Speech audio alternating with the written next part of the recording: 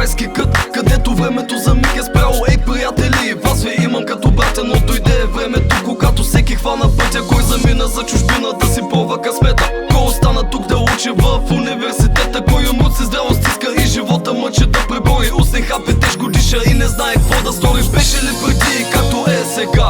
Не болеше преди, не усещах тъга. Макар с празните ръце и празните надежди, ужулените колена и сцепените вежди, скъсани обувки и здравите преступки, силните шамари и нежните целувки.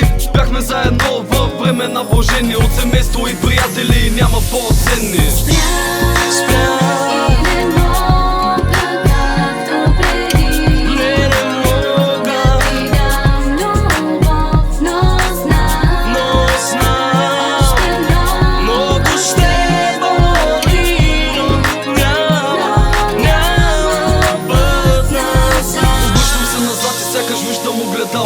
Райски кът, където времето за миг е спряло. Слънцето с лъчи и пак гали небето. Една красива картина, запечатана в сърцето.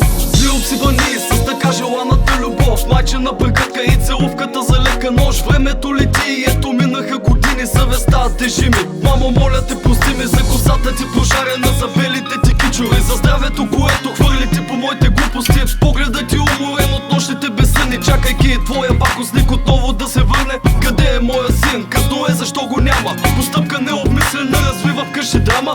Времето не мога аз да върна и от ярост тичам, друго не остава, освен това, че те обичам.